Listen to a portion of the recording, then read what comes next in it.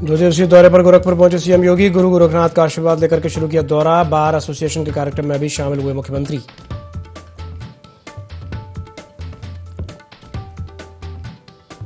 भदोही में आयुष्मान आरोग्य मंदिर की खुली पोल। ड्यूटी से नदारद मिली एएनएम।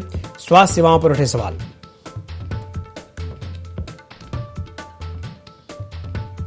हापुड़ में कांवड़ यात्रा पर अलर्ट जारी। ढाबों और दुकानों पर क्यूआर कोड। शुद्ध और सुरक्षित भोजन की पहल। स्कैन करके दर्ज कर सकेंगे फीडबैक।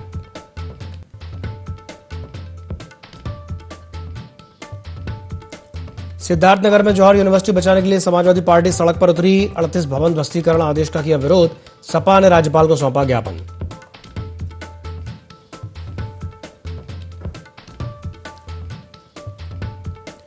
बांदा में कपड़ा व्यवसायी के घर में लगी भीषण आग। शॉर्ट सर्किट से आग लगने का अनुमान। फायर ब्रिगेड की टीम ने आग बुझाने की मशक्कत।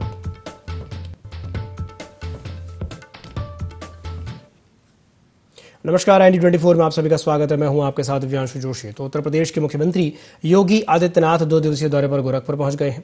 गोरखनाथ मंदिर पहुंचकर के उन्होंने गुरु गोरखनाथ के दर्शन पूजन किए और आशीर्वाद लिया। इसके बाद मुख्यमंत्री बार एसोसिएशन सिविल कोड के कार्यक्रम में शामिल हुए, जहां उन्होंने नवगठित कार्यकारिणी के परिचय समारोह में शिरकत की। मुख्यमंत्री योगी आदित्यनाथ मंगलवार को गुरु पूर्णिमा के अवसर पर आयोजित विभिन्न धार्मिक और प्रशासनिक कार्यक्रमों में भी हिस्सा लेंगे। आज जिस भारत को हमारी पीढ़ी देख रही है, वह भारत अपने मूल्यों के प्रति प्रतिबद्ध भारत दिखाई देता है। वह भारत अपनी विरासत का संरक्षण करने वाला भारत है। वह भारत उत्तर से दक्षिण, पूरब से पश्चिम एक भारत के रूप में श्रेष्ठ भारत की यात्रा को करता हुआ दिखाई देता है। वह भारत आज अपने वर्ल्ड क्लास इंफ्रास्ट्रक्चर के लिए जाना जा रहा है। वह भारत न केवल अपनी समृद्ध परंपरा के लिए, बल्कि अपने समृद्ध आर्थिक व्यवस्था को मजबूती के साथ आगे बढ़ाने वाला दिखाई दे रहा है। ये जो हमने गति प्राप्त की है, यह अद्भुत है। कोई कल्पना करेगा कि इन 12 वर्षों में 25 करोड़ आबादी गरीबी रेखा से उभर करके एक सामान्य नागरिक के रूप में अपना जीवन यापन कर रही है। ये प्रयास से हुआ है। एक प्रयास जहां पे चेहरा देख करके नहीं, जाति, मत, मजहब, क्षेत्र और भाषा देख करके नहीं, बल्कि भारत के संविधान के उस मूल भाव को ध्यान में रख करके, जहां पे हर व्यक्ति के साथ समता का व्यवहार हो, हर व्यक्ति को न्याय प्राप्त करने का अधिकार हो, जहां पर हर व्यक्ति के साथ बिना भेदभाव के शासन की योजना के साथ जोड़ने का भाव हो, वो आज देखने को मिलता है। याद करिए, कोविड कालखंड के दौरान जब पूरी दुनिया पस्त थी, तब भारत कोविड वैक्सीन बना रहा था। और गोरखपुर और पूर्वी उत्तर प्रदेश से ज्यादा कौन जानता है इसके बारे में? आपने इंसेफ्लाइटिस की लड़ाई मेरे साथ सड़कों पे लड़ी है। आप में से बहुत सारे अधिवक्ता ऐसे हैं जो मेरे साथ पदयात्रा करते थे, जो मेरे साथ सड़कों पे लड़ते थे, जो मेरे साथ हर स्तर पर आंदोलन में सहभागी बनते थे। सिविल कोड बार एसोसिएशन हमेशा गोरखपुर का अधिवक्ता मेरे साथ। गोरखपुर की लड़ाई, आज जो गोरखपुर की तस्वीर बदली है, ये तस्वीर केवल एक राजनीतिक निर्णय से नहीं बदली है। ये वो तस्वीर बदली है जो हम लोगों ने आपके साथ में सड़कों पे लड़ करके देखा है और सड़कों पर उन मूल्यों की स्थापना के लिए कार्य किया है। और उस भाव के साथ जब हम आगे बढ़े हैं, तब यह परिवर्तन हम सबको देखने को मिला। बांदा शहर के चौक बाजार में मशहूर कपड़ा व्यवसायी के घर में भीषण आग लग गई। चौक बाजार स्थित कल्पना गारमेंट्स की दुकान में आग लग गई थी, जहां विद्युत शॉर्ट सर्किट से आग लगने की बात बताई जा रही है। व्यस्त एरिया होने के कारण लोगों की भारी भीड़ लग गई। फायर ब्रिगेड की टीम घटनास्थल पर पहुंचकर के आग बुझाने के काम में जुटी रही। आग लगने से लाखों रुपए के नुकसान का अनुमान लगाया जा रहा है। अंदेशा चौक मार्केट होने के कारण आग से अन्य दुकानों का भी खतरा बढ़ गया। दमकल विभाग की टीम और स्थानीय लोगों की मदद से आग बुझाने का काम किया जा रहा है। और काफ़ी कड़ी मशक्कत के बाद आग पर काबू पाया गया।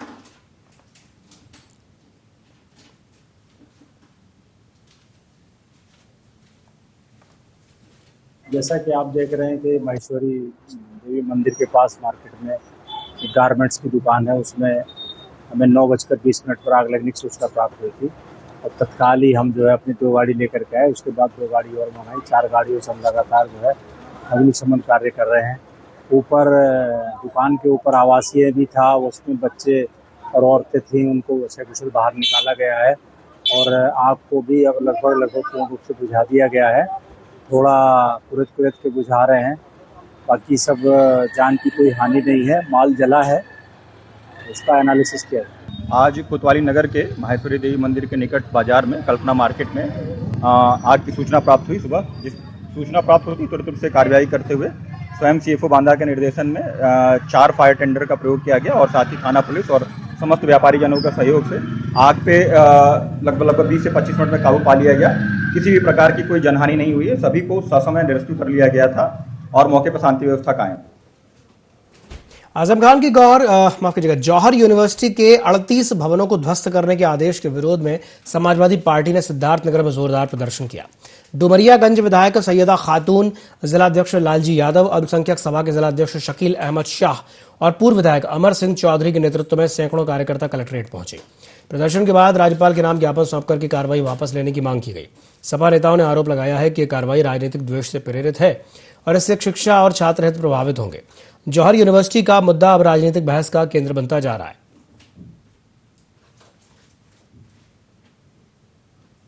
जौहर यूनिवर्सिटी के लिए दिया जो रामपुर में है, जिसको सरकार ने गिराने का आदेश दे रही है। जो सरकार, वो शिक्षा का मंदिर है, किसी एक जात धर्म का नहीं है। हर धर्म के बच्चे उसमें पढ़ते हैं और शिक्षा लेते हैं। हमारा शिक्षा का मंदिर जो हमारे शिक्षा का मंदिर है, जो हमारे बच्चे युवा उसमें पढ़ाई करते हैं, वही हमारे भारत का भविष्य। उन्हीं लोगों से हमारे भारत का भविष्य बनेगा। इसलिए मैं सरकार से कहना चाहती हूँ कि ये जो शिक्षा का मंदिर है उसको न तोड़ा जाए, ताकि हमारे बच्चे जो कल का हमारे भविष्य है, भारत का भविष्य है, वो लोग पढ़ लिख कर आगे चले। जौहर अली यूनिवर्सिटी जो तमाम गरीब बच्चों को भी पढ़ाती है, मुफ्त में शिक्षा देती है, कम फीस में वहाँ पढ़ाई होती है। कांवड़ यात्रा से पहले हापुड़ प्रशासन पूरी तरह से मुस्तैद हो गया है, जहां खाद्य विभाग ने कांवड़ मार्ग के सभी ढाबों और खानपान की दुकानों पर QR कोड चस्पा कर दिए। इस अनूठी पहल का मुख्य उद्देश्य शिव भक्तों को शुद्ध और सुरक्षित भोजन उपलब्ध कराना है। इन QR कोड को स्कैन करके कांवड़िये सीधे भोजन की गुणवत्ता को लेकर अपनी शिकायत या फीडबैक दर्ज करा सकेंगे। स्वच्छता बनाए रखने और मिलावटखोरी पर लगाम कसने के लिए विभाग की टीमें लगातार निरीक्षण कर रहे हैं। प्रशासन की सख्त व्यवस्था से कांवड़ियों को यात्रा के दौरान किसी प्रकार की परेशानी नहीं होगी। ये अधिकारी आए थे, यहाँ साफ सफाई रहनी चाहिए बढ़िया एकदम, कांवड़ियों को कोई दिक्कत नहीं होनी चाहिए। नाम जो आधार कार्ड में वो होना चाहिए, लहसुन प्याज की कोई चीज़ नहीं बननी चाहिए। ये व्यवस्था बढ़िया करके रहनी चाहिए यहाँ। समाजवादी पार्टी के राष्ट्रीय महासचिव शिवपाल यादव आज आजमगढ़ पहुंचे और दिवंगत विधायक आलम बदी आजमी को श्रद्धांजलि अर्पित की। मीडिया से बातचीत में उन्होंने नई शिक्षा नीति को विफल बताते हुए भाजपा सरकार पर शिक्षा व्यवस्था को कमजोर करने का आरोप लगाया। जौहर विश्वविद्यालय पर बुलडोजर कार्रवाई की चेतावनी देते हुए कहा कि ऐसा हुआ तो समाजवादी पार्टी और छात्र विरोध करेंगे। जंतर मंतर पर प्रदर्शनकारी छात्रों पर पुलिस कार्रवाई की भी उन्होंने निंदा की।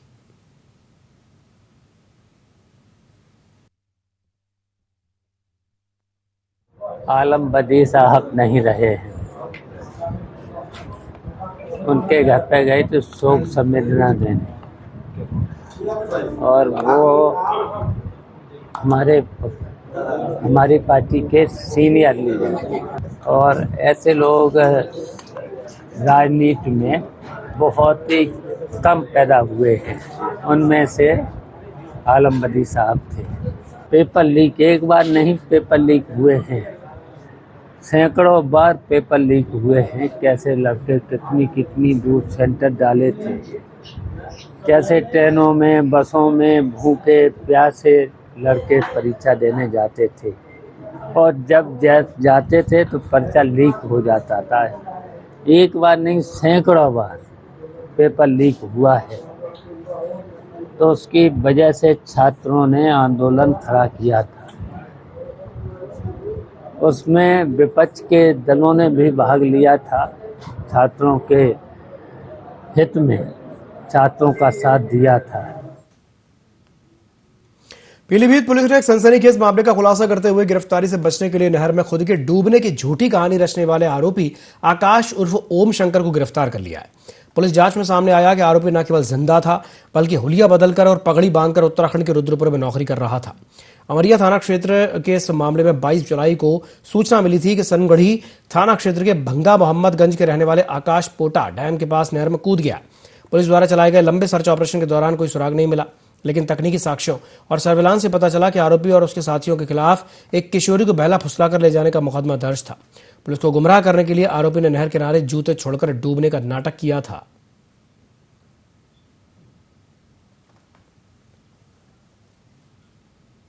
जनपद पीलीभीत में दिनांक 22 जुलाई को थाना अमरिया पर सूचना प्राप्त हुई कि आकाश नामक एक व्यक्ति पोंटा डैम के पास नहर में डूब गया है।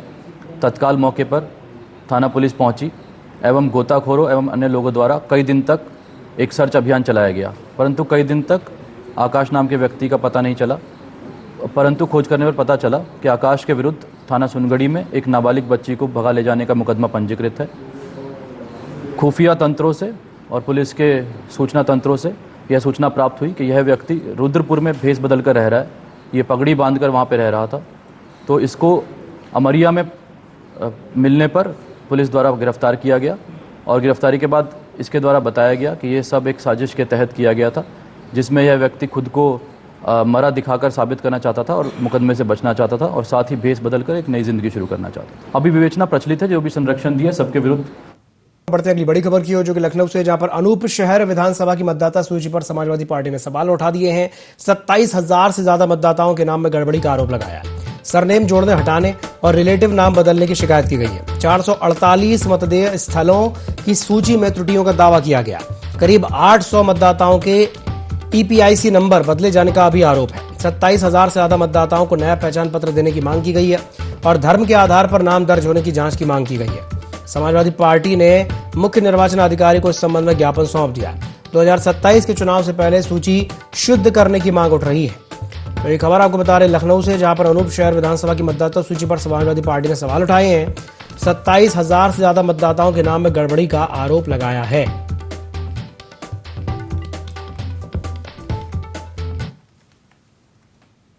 बड़ी खबर लखनऊ से आ रही है, जहां पर एथेनॉल मिश्रित ईंधन नीति पर कांग्रेस ने बड़ा हमला बोला है। यूपी कांग्रेस अध्यक्ष अजय राय ने पीएम मोदी को एक पत्र लिखा है। नीति को उन्होंने घोर विफल और भ्रष्टाचार से ग्रस्त बताया है। उपभोक्ताओं पर बढ़ते आर्थिक बोझ का भी मुद्दा उठाया गया। केंद्र सरकार की नीतियों पर निशाना साधा है। ईंधन नीति की समीक्षा की मांग उठाई है। पत्र के जरिए सरकार से जवाब मांगा गया है और मामले को लेकर के राजनीतिक बयानबाजियां अब तेज हो गई हैं। तो ये खबर आपको बता रहे लखनऊ से, एथेनॉल मिश्रित ईंधन नीति पर कांग्रेस ने बड़ा हमला बोला है। यूपी कांग्रेस अध्यक्ष अजय राय ने पीएम मोदी के नाम एक पत्र लिखा है। नीति को घोर विफल और भ्रष्टाचार से ग्रस्त बता दिया है और उपभोक्ताओं पर बढ़ते आर्थिक बोझ का भी मुद्दा उठाया गया है।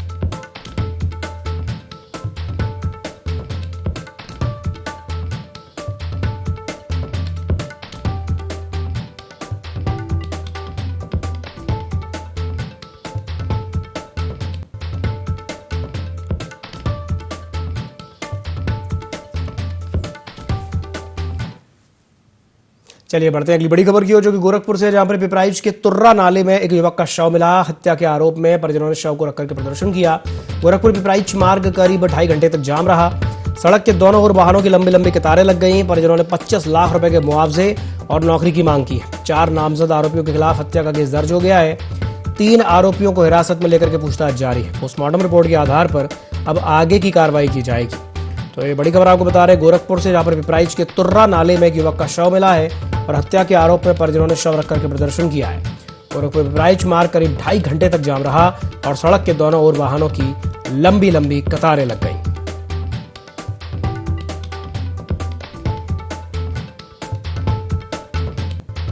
तुर्रा नाला के पास एक डेड बॉडी मिली थी, जिसको पुलिस के द्वारा नाले से निकलवाया गया था, जिसकी तत्समय पहचान नहीं हो पाई थी। उसको नियमानुसार पोस्टमार्टम हेतु बॉडी को भिजवा दिया गया था। बॉडी की पहचान हुई, जिसमें मृतक की पहचान उपेंद्र निषाद, जो हैदरगंज जंगल दूसरा क्षेत्र के रहने वाले थे, उनके रूप में हुई थी। परिजनों के द्वारा बताया गया कि उपेंद्र निषाद 25 जुलाई को सुबह घर से रोज की तरह अपने काम पर निकले थे, जो कि वापस नहीं आए और उनके द्वारा गांव के ही 4 लोगों पर हत्या की आशंका जताई गई थी। पुलिस के द्वारा तत्काल तहरीर प्राप्त कर पोस्टमार्टम रिपोर्ट के आधार पर सुसंगत धाराओं में अभियोग पंजीकृत कर दिया गया है और आरोपी में से 3 आरोपी को पुलिस हिरासत में लेकर पूछताछ की जा रही है। पोस्टमार्टम रिपोर्ट, पंचायतनामा एवं सभी तथ्यों की गहनता से जानकारी करते हुए अग्रेतर विधिक कार्रवाई की जा रही है। तुर्रा नाला के बड़ी खबर एटा से है, जहां पर स्कूल के कमरे में चौकीदार ने फांसी लगा करके आत्महत्या कर ली। घटना से इलाके में सनसनी फैल गई। मृतक की पहचान गिरीश गुप्ता के रूप में हुई है। सुबह सूचना मिलते ही मौके पर पुलिस और परिजन पहुंचे। फील्ड यूनिट ने घटनास्थल से साक्ष्य जुटा लिए हैं। बेटे के अनुसार दूध लेने के लिए गिरीश गुप्ता निकले थे और आत्महत्या के कारणों की जांच में पुलिस जुटी है। अलीगंज के राजगुरु ओरिएंटल स्कूल की यह घटना बताई जा रही है। तो ये बड़ी खबर आपको बता रहे हैं एटा से, जहां पर स्कूल के कमरे में चौकीदार ने फांसी लगाकर खुदकुशी कर ली। इस घटना से इलाके में सनसनी फैल गई है।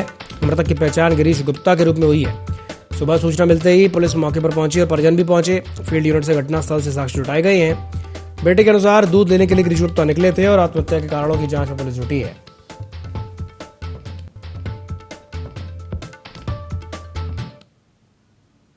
रायबरेली में आगामी श्रावण मास कावड़ यात्रा और शिव मंदिरों में जलाभिषेक को लेकर के जिला प्रशासन पूरी तरह से सक्रिय हो गया है। जिलाधिकारी सरनीत कौर ब्रोका और पुलिस अधीक्षक रवि कुमार ने आस्तिक मंदिर और भरवेश्वर मंदिर का संयुक्त निरीक्षण करके तैयारियों का जायजा लिया। अधिकारियों ने श्रद्धालुओं की सुरक्षा, स्वच्छता, पेयजल, शौचालय, प्रकाश व्यवस्था, बैरिकेडिंग, पार्किंग, यातायात और स्वास्थ्य सेवाओं की व्यवस्थाओं की समीक्षा की। डीएम ने सभी संबंधित विभागों को आपसी समन्वय के साथ समय पर सभी व्यवस्थाएं सुनिश्चित करने के निर्देश दिए। वहीं एसपी ने पर्याप्त पुलिस बल की तैनाती, भीड़ नियंत्रण, सीसीटीवी निगरानी और सुरक्षा व्यवस्था को लेकर प्रभावी बनाए रखने के निर्देश दिए।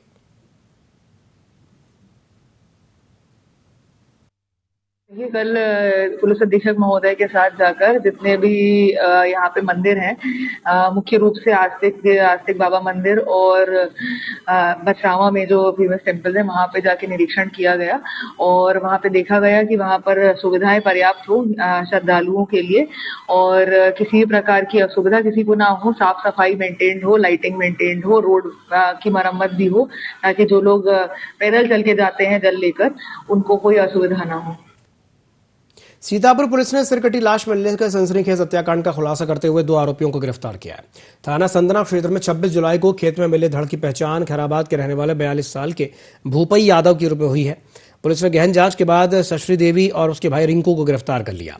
आरोपियों की निशानदेही पर खेत में दफनाया गया मृतक का कटा हुआ सिर, हत्या में प्रयुक्त बांका और मृतक के कपड़े बरामद किए गए। जांच में सामने आया कि साल 2014 के एक पुराने हत्याकांड में भी इस मामले के तार जुड़े हुए हैं। पुलिस के मुताबिक पारिवारिक विवाद और कथित अवैध संबंधों के चलते 25 जुलाई की रात को भूपई यादव को शराब पिलाने के बाद खेत में ले जाकर के उसकी हत्या कर दी गई थी और साक्ष्य छिपाने के लिए सिर को अलग करके खेत में दफना दिया गया। एक सूचना प्राप्त हुई कि गढ़ी नेवादा गांव थाना क्षेत्र संदना के अंतर्गत एक खेत में एक धड़ पड़ा हुआ है जिसका सिर कटा हुआ था। इस पे पुलिस जो है स्थानीय टीम मौके पे जाकर स्थलीय निरीक्षण किया और फोरेंसिक टीम को मौके बुलाया गया और धड़ को पंचायतनामा करके पोस्टमार्टम के लिए भेजा गया। साथ ही सर्विलांस टीम को बीटीएस के माध्यम से उसमें छानबीन शुरू हुई। साथ ही स्थानीय मुखबिरों को भी लगाया गया तो ये तथ्य प्रकाश में आया और शशि को गिरफ्तार करके हिरासत में लेके पूछताछ किया गया तो ये पता चला कि मृतक व्यक्ति का नाम भूपई है, जो कि खैराबाद थाना क्षेत्र का रहने वाला है। और कड़ाई से पूछताछ की गई तो इस शशि ने बताया कि इसने और 2 और लोगों ने मिलके इसकी हत्या करके और सिर को पास में ही एक खेत में गाड़ रखा था। उसका कटा हुआ सिर बरामद किया गया, साथ ही आला कतल बांका बरामद किया गया और इसी अवैध संबंधों में शशि और राजेश राजकुमार और रिंकू ने मिलके भूपई की हत्या की है और इसके शव को वहां पे छुपाया। सोनभद्र में नई सर्किल रेट सूची के विरोध में अधिवक्ताओं ने प्रदर्शन किया। ओबरा तहसील में अधिवक्ता संघर्ष समिति के नेतृत्व में बड़ी संख्या में वकील सड़क पर उतरे और स्टाम्प और पंजीयन मंत्री के नाम संबंधित ज्ञापन सौंपा। अधिवक्ताओं ने नई दर सूची को जटिल बताते हुए इसे मौजूदा स्वरूप में लागू नहीं करने की मांग की है। उनका कहना है कि सर्किल रेट व्यवस्था को सरल, पारदर्शी और जनहितकारी बनाया जाए ताकि आम लोगों को परेशानी न हो। प्रदर्शनकारियों ने कृषि भूमि से जुड़े नए प्रावधानों पर भी आपत्ति जताई और ओबरा उप निबंधक कार्यालय में अपनी मांगे रखी।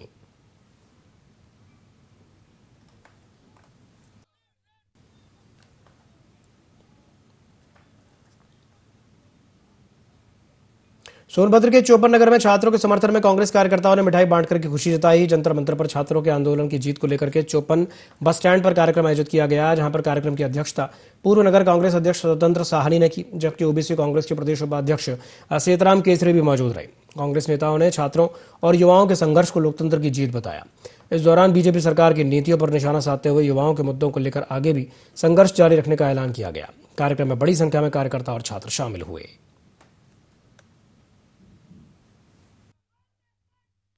आज कार्यक्रम ये था कि जो छात्रों ने संघर्ष किया, युवाओं और छात्रों ने जो संघर्ष किया दिल्ली में जंतर मंतर पर, और जो लीक पेपर हो रहे थे जिसके वजह से धर्मेंद्र प्रधान जी को इस्तीफा देने पर छात्रों ने मजबूर किया, युवाओं ने मजबूर किया, जिसको लेकर के हम सभी कांग्रेस जनों ने आज छात्रों को बधाई दे रहे हैं, मिठाइयाँ बांटी और बधाई दे करके उनका सम्मान किया। सरकार तानाशाह, जब तक जनता जागृत नहीं होगी, युवा जागृत नहीं होंगे, छात्र जागृत नहीं होंगे, तब तक सरकार तानाशाही दिखाती रहेगी। आज जिस प्रकार से युवाओं ने अपना संघर्ष जारी किया, अधम संघर्ष से धर्मेंद्र प्रधान को, भाजपा सरकार को एक आईना दिखाया, जिससे कि उनको इस्तीफा देने पर मजबूर होना पड़ा। राजनाथ सिंह ने कहा था कि ये एनडीए में इस्तीफा नहीं होता है, यूपीए में होता है। आज छात्रों, युवाओं और देश की जनता ने ये दिखा दिया कि अगर आप गलती करोगे तो किसी की भी सरकार रहेगी, उनको गिराने का काम जनता करेगी। पीलीभीत पुलिस ने डकैती की योजना बना रहे 4 बदमाशों को गिरफ्तार करके बड़ी सफलता प्राप्त की है। परखेड़ा थाना पुलिस ने मुखबिर की सूचना पर कार्रवाई करते हुए आरोपियों को वारदात से पहले दबोच लिया। तलाशी के दौरान उनके कब्जे से 2 अवैध तमंचे, 6 जिंदा कारतूस, 2 रामपुरी चाकू, 1 मोटरसाइकिल और 3 मोबाइल फोन बरामद किए गए। पुलिस के अनुसार समय रहते कार्रवाई करके एक बड़ी आपराधिक घटना को टाल दिया गया। सभी आरोपियों के खिलाफ संबंधित धाराओं में मुकदमा दर्ज करके न्यायालय भेज दिया गया है। पुलिस की इस कार्रवाई से क्षेत्र में राहत का माहौल है।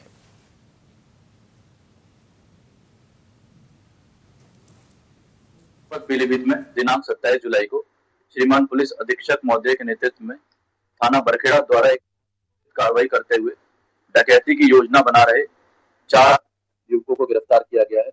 यह कुल 5 व्यक्ति थे जो पूरनपुर के एक बड़े व्यापारी के मुनीम को लूटने के मकसद से एक योजना बनाए थे।